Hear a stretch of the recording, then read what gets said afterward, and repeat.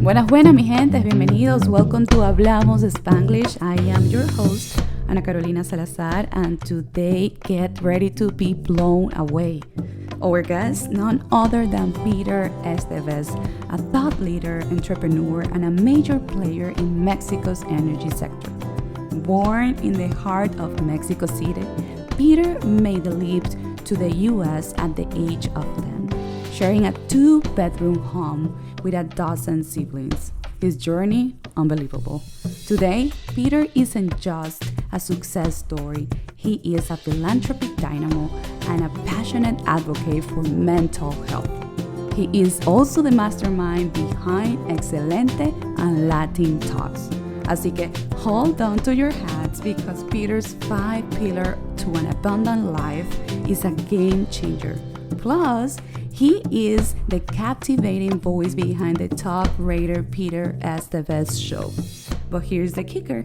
He is on a mission to empower a jaw-dropping 100 million people by 2028. Believe it. Así que stick around as we journey into Peter's amazing life and inspiring vision right here on Hablamos Spanglish. Hi Peter, welcome to Hablamos Spanglish. Bienvenido. ¿Cómo estás? Muy bien, gracias Ana. Gracias por la invitación, te lo agradezco.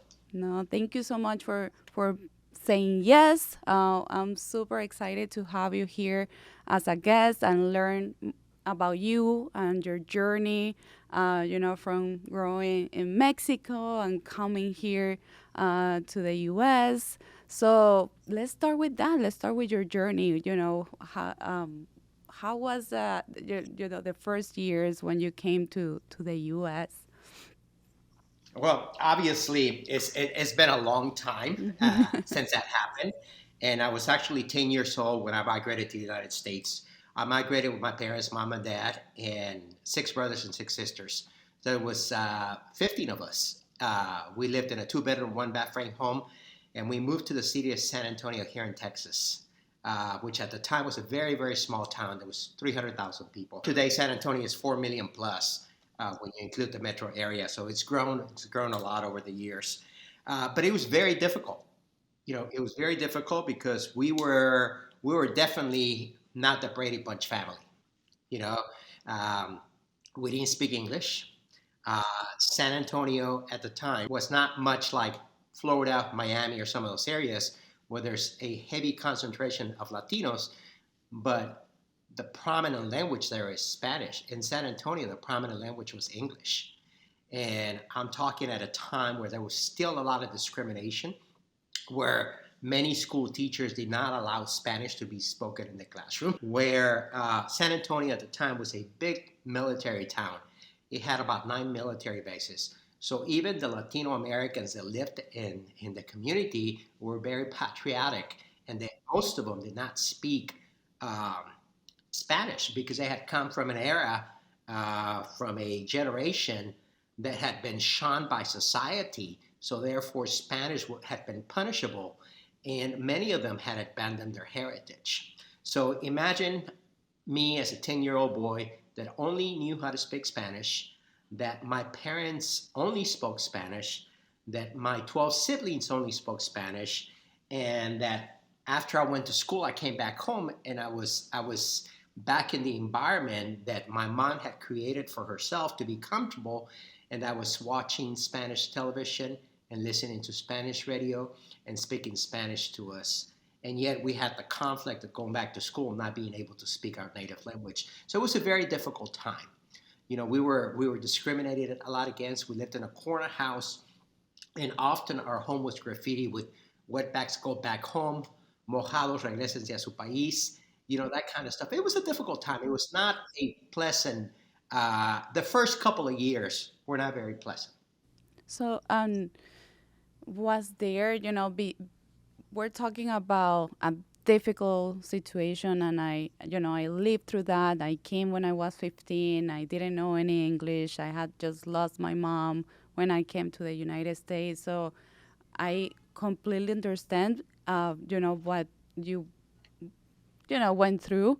But But going back to what you said, it was a different situation. Like, no, Hispanics, weren't as common, we weren't Yeah. as nowadays, right? But how was that is cultural? There was a cultural shock when you came, you were very young and you were just adapting to a new culture, new country, new language. Uh, how was that process? Well, that process made me a chameleon. Okay. Okay, it made me a chameleon, and I say that because I learned very quickly that I was at an age where I could still learn things. I could still adapt. I could still, if I disassociated myself from what I could see my older siblings and my parents were not able to do because they were so rooted in their belief systems, I decided to become a chameleon. So I changed my name from Pedro to Peter. Okay. And I became very adaptable. I started to try to dress like the kids at school. I tried to try to speak like the kids at school. It was the only way that I was going to be able to Like fit you in. fit in. Mm-hmm. Yeah, it was the only way that I was going to be able to fit in. I started, I ran track and played football and did a lot of things that American football did a lot of things that were not part of my culture, but I did it in order to fit in. And sure enough, I kind of developed my own little niche, and I knew that that it was helping me. It really helped me later on in life adopting the personality. But in the meantime, it got me out of a very difficult time as a teenager. Okay, because remember I was 10, Yeah. but soon 11, 12, 13, 14, 15, the most difficult years of our lives. So you know I can tell you that although it was difficult, I was able to adopt and become a chameleon and be able to be at least accepted. Where I saw, some of my other siblings had a very hard time adapting to the new culture because they were so rooted to our Mexican culture that they had a much harder time than I did. And that adopting that attitude really helped me later on in life. I didn't realize that till many years later, but there was a time once I achieved a certain level of success, once I went into the business world, and once I built my first company. I reflected back on everything that had happened to me as a child, as a teenager, and I wanted nothing to do with my community. I wanted nothing to do with my culture. I wanted nothing to do with my heritage. I wanted to go away. Okay, so I wanted to stay as far as away as I could from it because I had really experienced a certain amount of PTSD. Okay, and I had not realized that. I had not, I didn't know Like that's deal with that. Yeah. was. Mm-hmm. I didn't know how to deal with it. I just knew that, you know, I achieved a certain amount of financial success. I had the big house, the cars, the toys, the business, the beautiful blonde wife. I married a Caucasian woman at the time. I thought I had arrived. I thought I had checked all the marks, Mm-hmm. but yet I still dealt with the fear, the insecurity, the I'm not enough, the imposter syndrome, the when are they going to figure out that I'm not as smart as I think I am? That sort of stuff. So even though it got me to a certain point, it also handicapped me because I didn't deal with some of the internal issues. Wow, that is interesting. That you mentioned that because many of us go through difficult situations, right? When we come to a new country, and we are still learning how to cope with all the things that come with it, right? And some of us, like myself, I stay away from the American culture. I stay on my comfort zone. And it's interesting for you to see that it was the way you found it was to, emerge into that culture. Was it easy to merge into the American culture at the beginning? Well, it was easy. It Okay. was easy only because I had adopted a personality in the sense that I'm gonna, this is who I am, and that helped me achieve a lot of uh, financial success. Right, I was able to achieve the business. I was able to be able to accomplish a lot of things that many people my age and with my background, with my level of education, had not been able to accomplish. Right, But at the same time, once I made, I'm gonna call it a crossover, right? Once I cross over, once I was acculturated, right? Once I arrived at a certain destination, I still felt that 10-year-old little boy. I still felt that fear, that insecurity, the I'm not enough, the imposter syndrome. I still felt out of place, even though I had been embraced by this new community. Had nothing to do with the community. It had all to do with me, right? Because it was something that I had not addressed. Instead of addressing it, I ran away from it, right?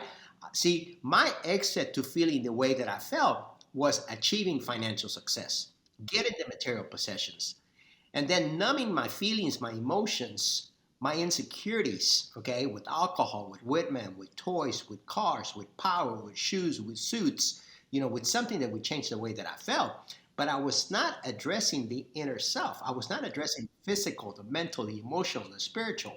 I had only addressed the financial. And when did you Okay. notice that? That Oh, it took me a long time. It took me a long time to notice that because, I adopting that chameleon attitude helped me open up a lot of doors for me, right? I was able to achieve great amount of success. Even if I tumbled, I knew how to pick up and I knew how to recover, right? But at some point everything came crushing down. In 2008, which was one of the worst economic crises of our mm-hmm, generation that yes. we face, right? And at the same time, my mother passes away, my father passes away. I'm losing a lot of assets. My wife asked me for a divorce, and I find myself as a single father raising my son at the time, who was 6 years old.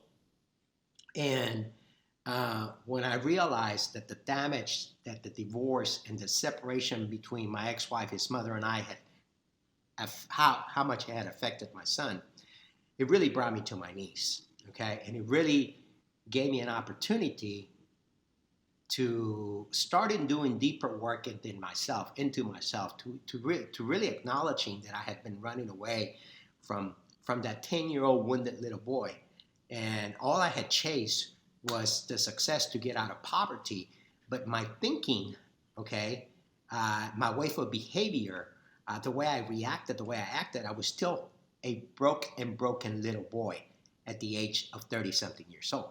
Okay. So, now that I am seeing my son in pain as a single father, as a divorced father, and my son, over a period of 6 7 months, he gained over 50 pounds. He went from being a happy little boy into a recluse that didn't want anything to do with his friends or with anybody. And one day tells me he hates himself, hates his life, he hates his mother, he hates me, and he wants to die. Okay? When that happened to me, that was really a wake up call. It was when I realized that I had been running away so much from my own emotions that I had even neglected how my son felt about himself. Okay? I was so preoccupied with, you know, with how do I recover financially? How do I find a new wife? How do I regain my status in society? Me, me, me, me, me, Mm-hmm. me. Okay, and all of a sudden I have this 6-year-old, 7-year-old boy that's telling me that he wants to take his life. That was really an awakening moment for me, and it really brought me to my knees, and it gave me an opportunity to look deeper within myself and to address those issues, you know, that I had been running away from, to address that wounded 10-year-old little boy, you know, to be able to pick him up, embrace him, and tell him he's okay, I'm okay, and let him go, and to be able to take my manhood into the next level of my life. And what do you think it led you there? Was it, thinking about that American dream and checking all those boxes of what the American dream is? Like you said, hey, coming here, opening your business, having money, the house, and all those things that, when usually when you see on the movies, right, about why Latinos or Hispanic move to the U.S. is because, we come here with our suitcases full of dreams and to provide a better future for our families, right? But there are these boxes, like you mentioned. Do you think it's just looking at that perspective only, or was there anything else in you? No, no, I was definitely checking the boxes. I was definitely checking the boxes. There was no, for me early on, there was no other motive.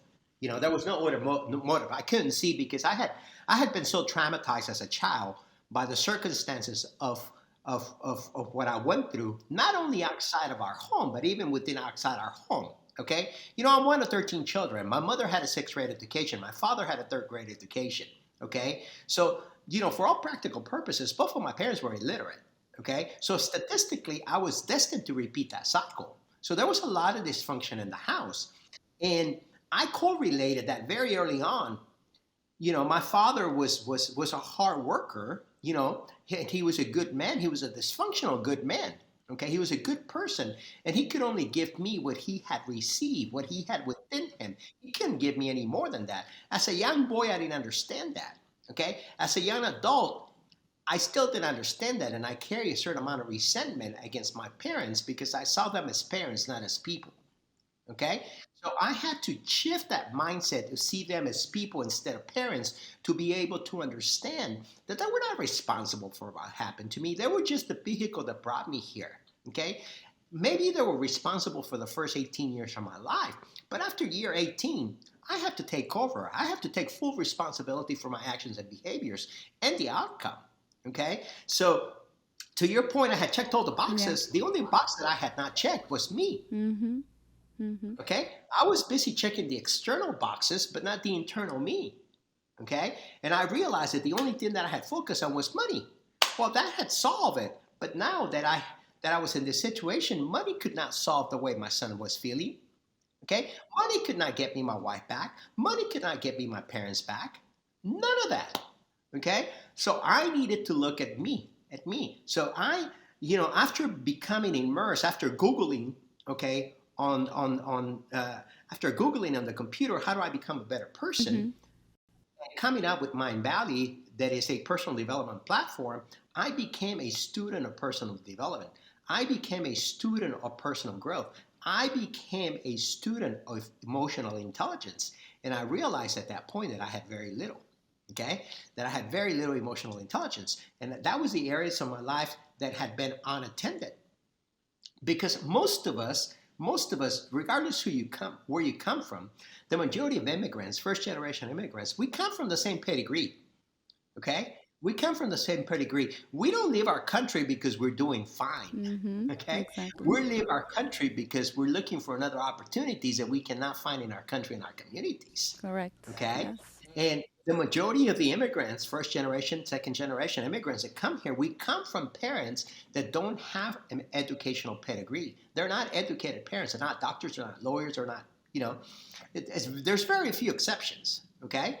But that was not my case. I was in the masses. I was at the bottom of the pyramid, okay? So I did not come equipped with anything except the dreams, okay? And once the dreams were checked, I still had all the old baggage that I brought back from Mexico.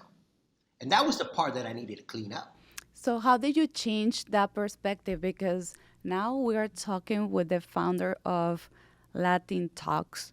So you mentioned, at the beginning that te alejaste, from the Hispanic community, and then now you are, you the co-founder of this movement dedicating to inspiring and empowering Latinos. So how, how did that come? Well, you always run away from who you are, but you're always going to run into you. So you might as well meet yourself along the way, right? So it doesn't matter how fast I run, I was still going to be Hispanic, I was still going to be Mexican, and my history was still going to be my history, right? And the reality was that I was not ashamed of who I was or where I came from. I was ashamed of the experiences that I had experienced as a result of who I was and where I came from. Okay? Two completely different things, right? So, ironically enough, my first business was in the real estate business.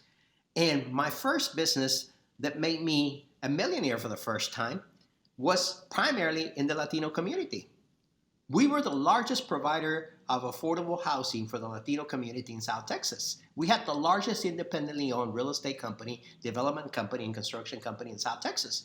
We housed more people than any other community in the Latino market. And here I am. I'm at the age of 23, 24 years old. Okay, still with all the other issues, running away from my community. You know, I went from being Hispanic to being Hispanic. Okay, you know, to not wanting to acknowledge where I was, even though I was making a fortune where I came from, right? And I was utilizing all the tools and resources for my community in order to achieve wealth and success. And and at some point, I realized that the greatest gift I have ever had was my culture, my community, where I came from, who I am. That is exactly all of the attributes that have made me successful in any area of my life. That's where they come from. They come from my heritage. You know, and as I was going through that journey with my son and what he was going, what he was, see, my son was trying to escape the same way I was trying to escape when I was a young boy. Okay? Except I was able to mirror him. I was able to run into him and realize that he was trying to do the same thing I was trying to do when I was a young boy. Okay? Except I had already traveled that journey. And the best thing that could have happened to me at that particular moment in time was to embrace who I was. The moment that I embraced who I was, I embraced where I came from. The moment I embraced where I came from, I embraced my heritage, my ethnicity, and everything that came along with it, including my parents and my siblings. Okay, my parents who I had been ashamed of for a long time, not because I was ashamed of them, I was ashamed of me. Peter, I was ashamed of me. and on this journey, now that you're mentioning a lot about, how your life has impacted your journey, is there anything or any aspect or any chapter of your life that you will change or edit it, to shape the narrative of your life? Absolutely none. Absolutely none. Because the reality is that today, where I stand today, Anna, where I look at how I look at life and I look at the world, you know, we all we all have we our life has been predisposed. Okay, our lives has been pre-designed. Okay, and all we have to do is listen to the whispers of the universe or the whispers of God. Okay, or Allah or Buddha or whoever you want to call, right? But I truly believe that our lives has been predisposed. We already, somebody out there has set up a master plan for us. It's only up to us to follow it. Okay, and along the way, we're gonna get a tap on the shoulder, a whisper in the ear, a knock on the head, something along the way to say, hey, you're going the wrong way, you're going the right way, keep going, whatever it is, right? And it's up to us to listen to those sounds. It's up to us to listen to those whispers of the universe, the tops and notches from God, whatever you want to call that, right? So no, I would not do anything different because I have lived a magnificent life. Okay? I realize today that maybe for a long time, maybe for the first 20 something years of my life, I wanted to play a victim. Okay. Mm-hmm. And the moment that I decided to stop playing the victim, okay, I became victorious and I became the victor. The moment that I became the victor, I was able to exit that state of survival that had kept me captive for a long time. And when I exit survival, I become present and available. I become here in the now. And I'm able to operate from a state of flow with clarity and possibilities. And I don't look at anything else as a challenge today. I look at it as an opportunity for me to grow and to evolve. So, no, I wouldn't do anything different. And I am incredibly grateful for every opportunity that I have had, good, better, and different. Yeah, I think, everything that we go through in life, it shapes who we are, right? Good or bad. Absolutely. So I definitely think that um, you are who you are today because of that. Those hard moments also shape us and we learn from those. So what advice, because as immigrants, we go through different, hard things, you know. So what advice would you give somebody that is just arriving in the U.S. or maybe is that person has been here for a long time, but is still, like you mentioned, hasn't recognized himself or hasn't done that internal work. Yeah, there's two things that I would say, okay, and they can work in correlation. You know, one is that every single one of us operates from a five pillar system. Okay, I didn't know that for a long time. And the five pillars is your physical, your mental, your emotional, uh, your spiritual, and your financial. Okay, physical, mental, emotional, spiritual, and financial. And when you tend to those five pillars, you're able to exit that state of survival and enter the here and the now, present and available, operate from a state of flow. Most of us will only, especially many of us immigrants, because we come to this country in pursuit of the American dream or in pursuit of survival, right? Mm-hmm. We just want to be able to make it, right? We just want to be able to pay our bills. So what happens is we only focus on the financial, and we neglect our body, our mind, our soul, our spirit. Okay? We only work in the financial aspect of us.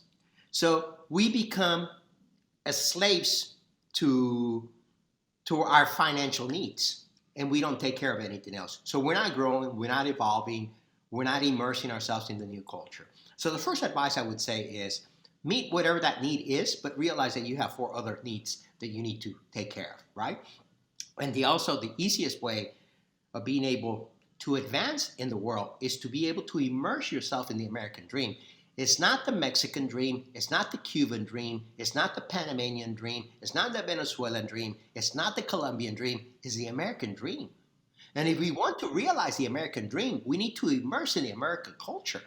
Okay? So I will tell you that even though I did it for the wrong reason early on, is the best thing that I ever did, because I was able to understand the culture, navigate the culture, speak the language fluently, okay, and be able to be accepted in many rooms that perhaps I would have not been accepted if I hang on too much to my own heritage at the time. Okay, now I embrace my heritage gladly, proudly. Okay, well, you know that. Okay, but the reality is that it took me to be able to reach a certain level of maturity, a certain level of emotional intelligence. And I think the other part that I would say to people is not only do you immerse yourself in the culture and make sure that you tend to all five pillars, not just one, but also become a student of learning. My biggest asset, what has changed my life, was to be able to recognize that I need to continue to learn on a daily basis. Okay, that I need to continue to evolve in a world that is forever evolving. You know, and compared to our parents and grandparents and ancestors, on a daily basis, we get over 50,000 sound bites of information, including social media, technology, and everything else in between, right? Too much noise out there. Too much Yes. noise, Yeah. right? Mm-hmm. In a week, we get more information than our parents and grandparents receive throughout their entire lifetime. Think about that for a second. In a week, okay? So what happens is that instead of rejecting technology, instead of rejecting AI, instead of rejecting social media, instead of rejecting immersing yourself into American culture, embrace it. Yeah. Soak it in. Soak it in. And make those an extension of who you are, not who you are. See, today I am a proud Mexican that lives in America, okay, that has been able to accomplish dreams in both countries. Okay, so I don't have to deny who I am or where I came from. But that was as a result of me working on myself, learning, growing, and evolving, and also embracing my son's generation. Because what I have learned the most from is that my son did not have to adapt to become like I was. I needed to adapt to become like his generation. Because my generation, just like my father's generation, was outdated, okay? And if I stayed grounded to my generation or my father's generation or my grandfather's generation, I would be 50, 60 years old dated. Okay? I don't want that. In order for me to be relevant, I need to understand what the younger generation is doing. And I can only do that by becoming a student of learning. Yeah.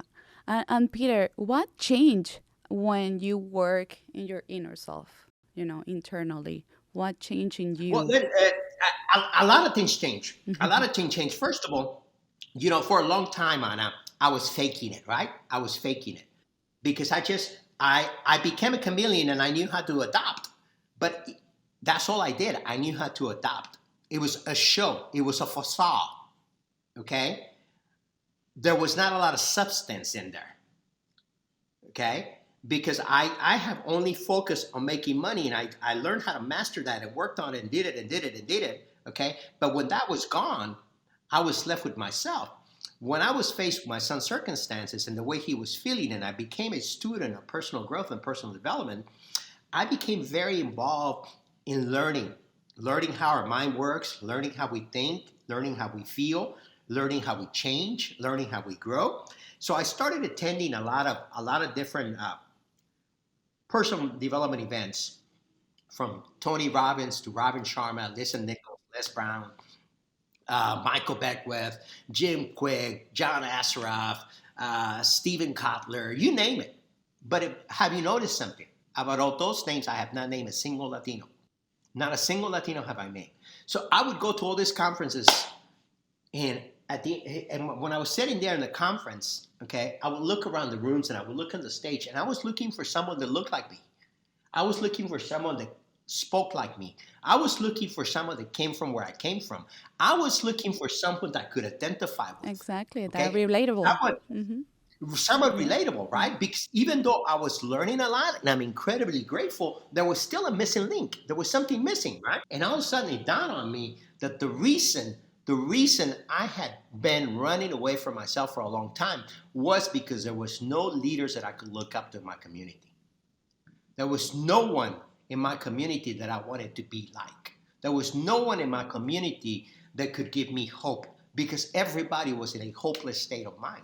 And I was able to see beyond that, walk through that, okay? But now I was facing myself, okay? And, as I became friends with Tony Robbins and Robin Sharma and Lisa Nichols and Les Brown and Michael Beckwith and John Assaraf and Stephen Kotler and Grant Cardone and Dan Fleshman and all those guys, and here I am. I feel like I have been accepted, right? I have really arrived. I have really made it, right? But the reality is that when I wanted to be a speaker, when I wanted to get back to my community, I noticed that their audience was not my audience. The roles had reversed. They were not going to listen to me because they could not identify with me. They could not identify with my story. They didn't live in a 2-bedroom, 1-bath home. They didn't have, 6 brothers and 6 sisters. But guess who could identify with me? Other Latinos. Other immigrants. Yeah, Latino immigrants. Other immigrants. Mm-hmm. Okay? And that's how Latin Talks was born. Okay?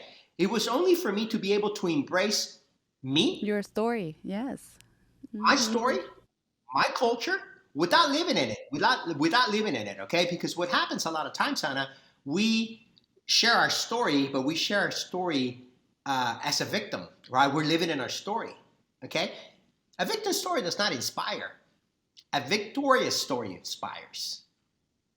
Okay? Everybody wants a comeback story. Everybody wants a winner, right? So I had to flip the script. How did you flip that script so you work internally in yourself to do that, right? And then you saw that there was a huge need, no, even for you, right?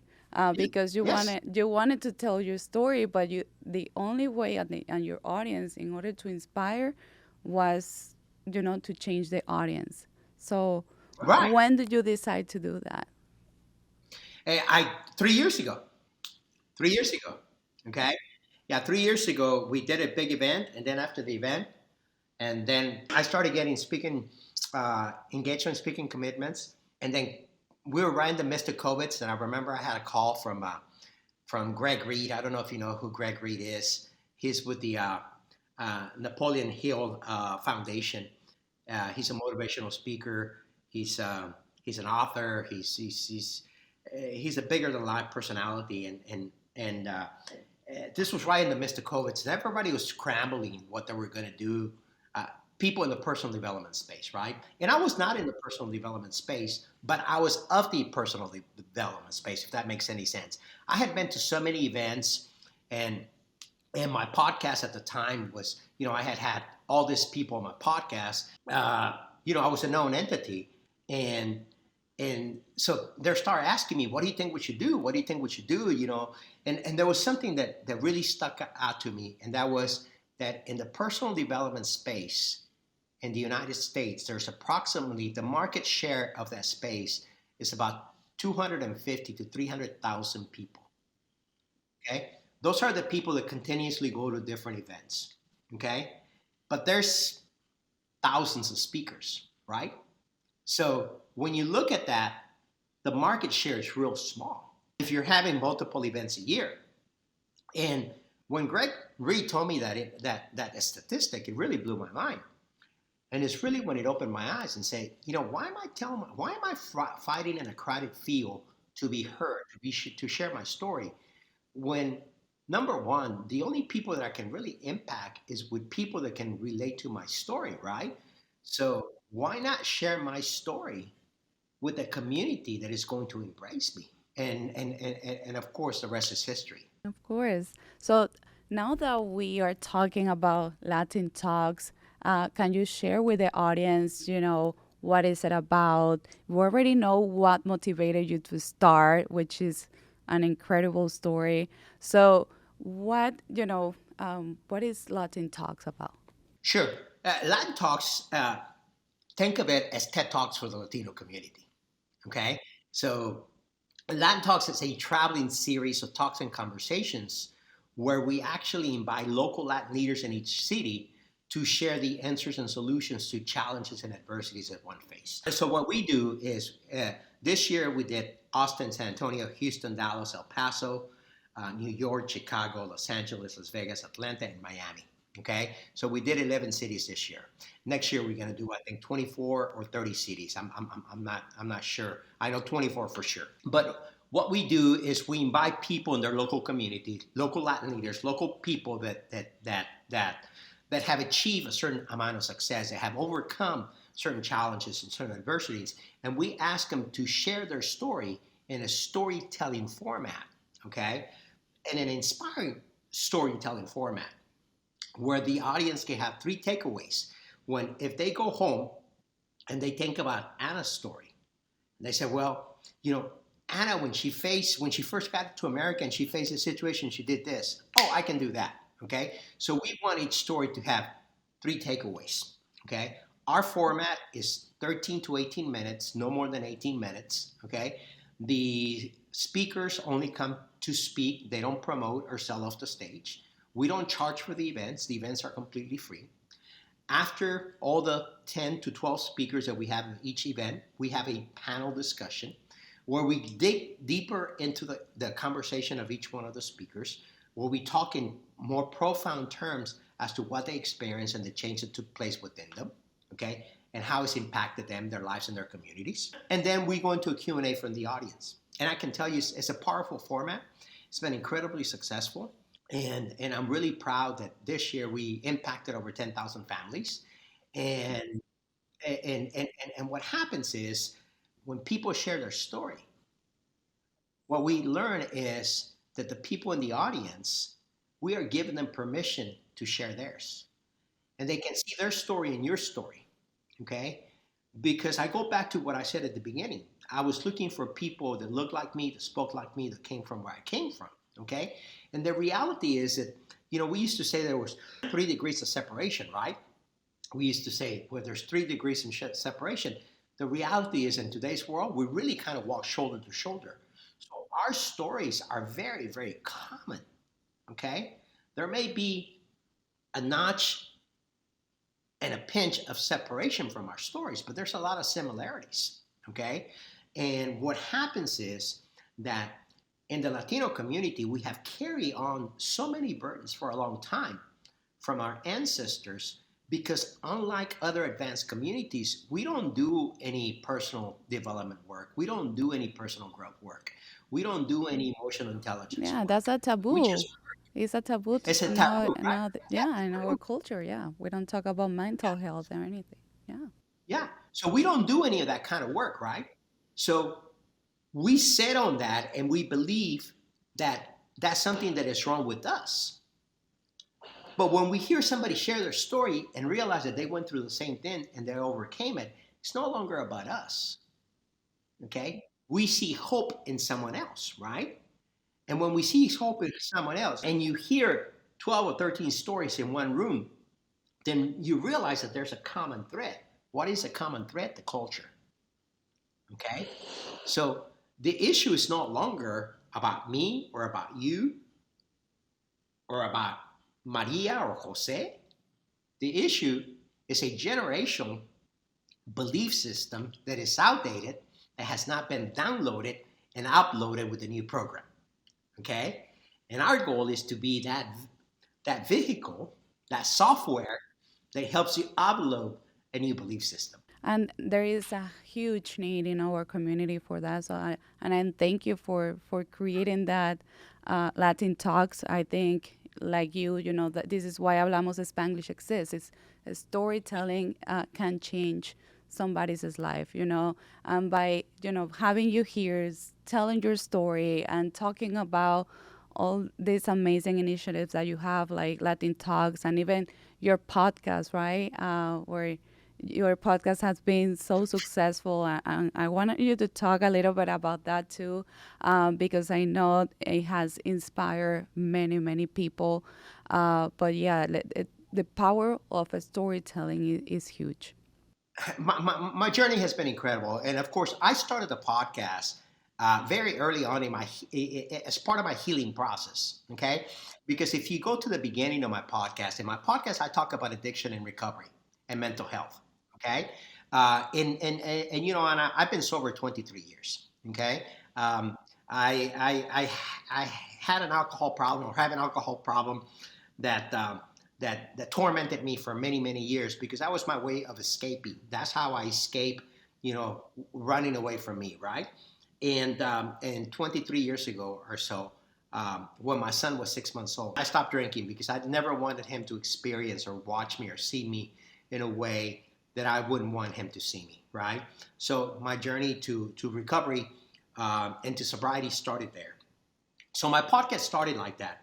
Um, but then I also realized at some point that I'm more than addiction, I'm more than mental health, I'm more than recovery.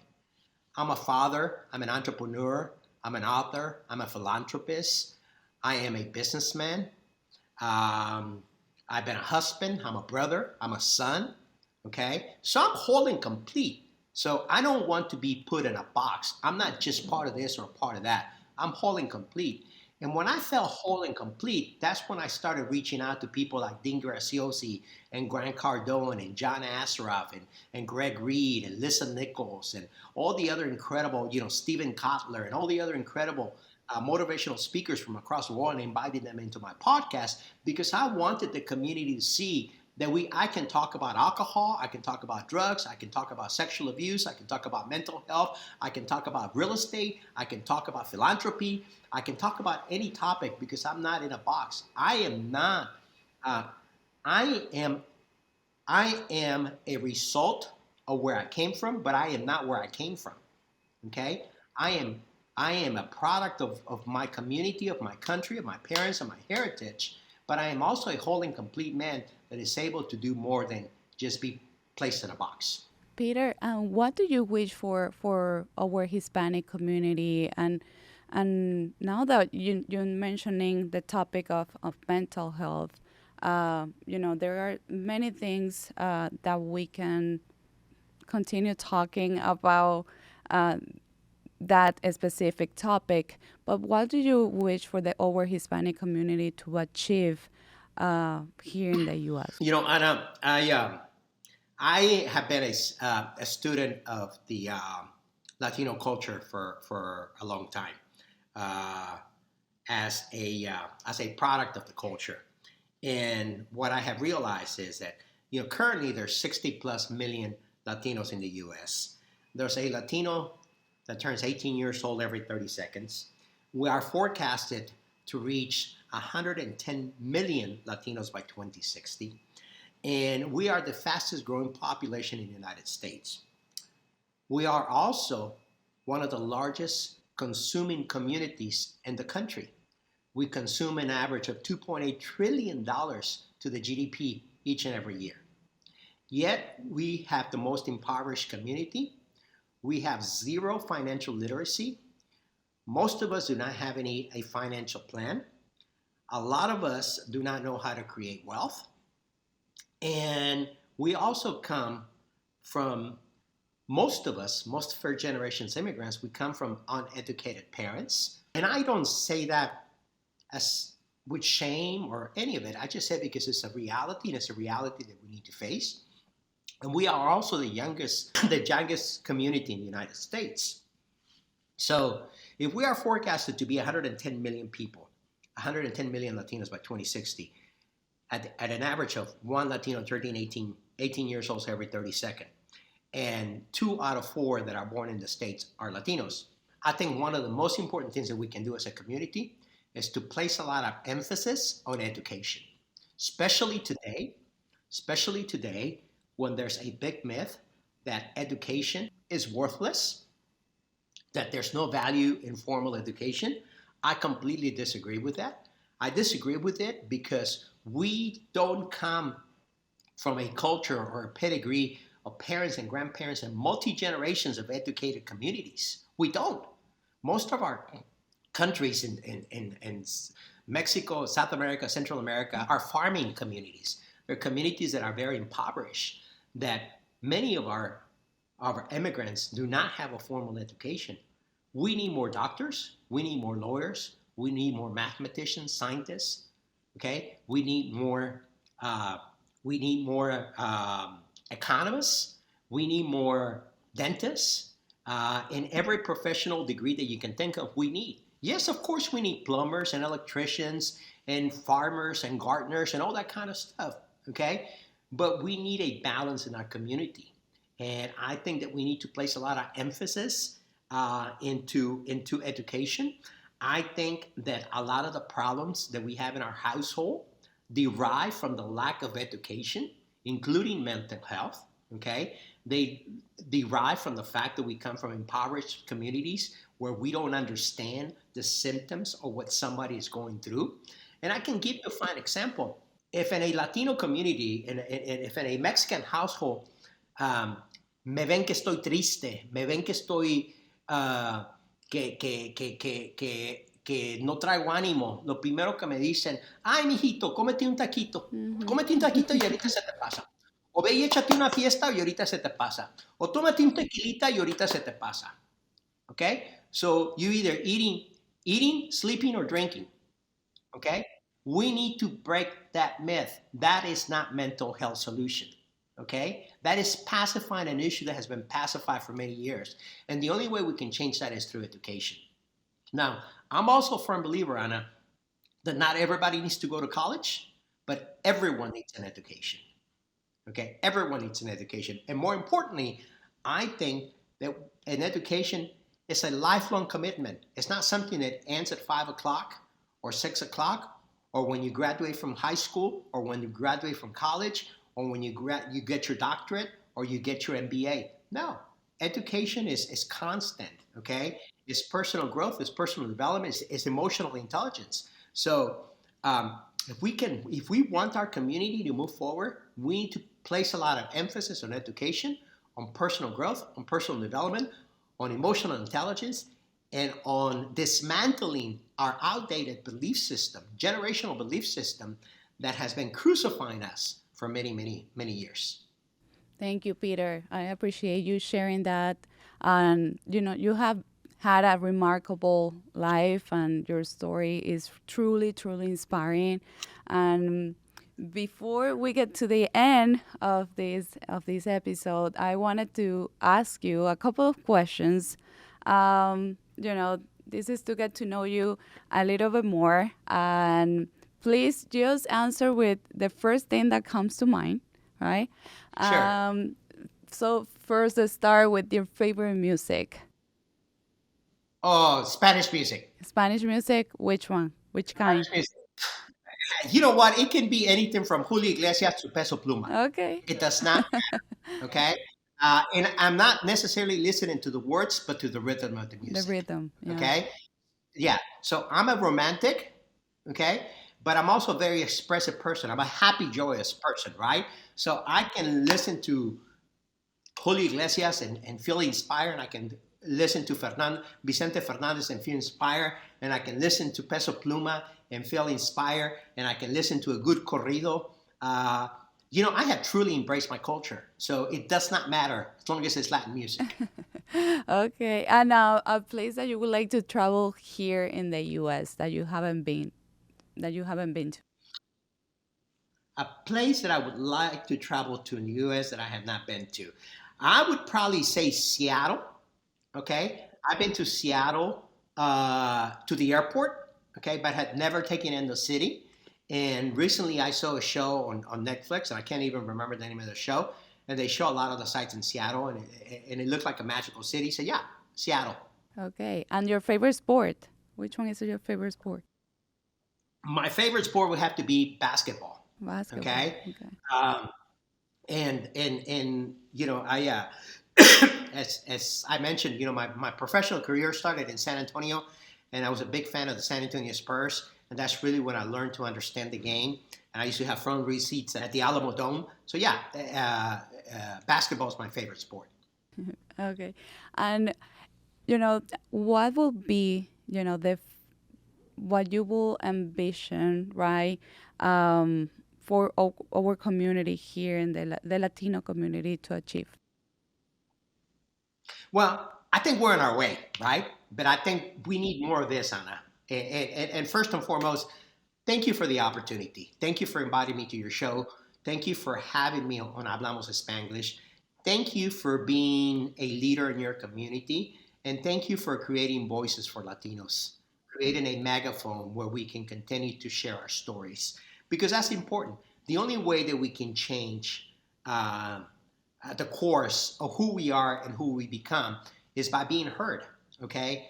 And by developing leaders to develop other leaders. So, what do I envision? I truly believe that we are a powerful force in the United States. We know we are the largest consuming group in the US. Now let's become the strongest financial group in the United States. Let's become financial literate. Let's create financial plans. Let's create financial wealth. Let's break and dismantle the uh, the cycles of dysfunction, poverty, and illiteracy.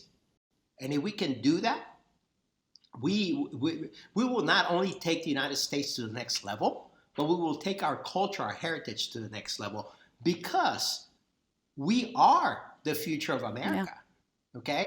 Our brown faces are the future of America, like it or not. Okay? That's a reality. Numbers don't lie. Statistically, that's who we are. But let's be a prepared force. Let's be a prepared. Let's be a force that can be that cannot be reckoned with. And the only way we can do that is by being literate. Okay, by consuming education, by learning, growing, and evolving. Yes. And I think we were just with Claudia Romo, and one of the things that she was mentioning is you know base everything on data. The Hispanic Sure. population is growing. We're 20% of the entire population here in the U.S., and the impact that we're making is huge. So we need to unite our voices to become one.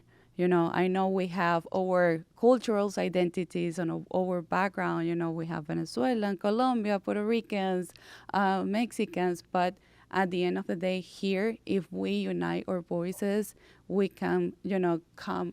Our message can come across, and we can become that powerful um, community that we always talk about, right?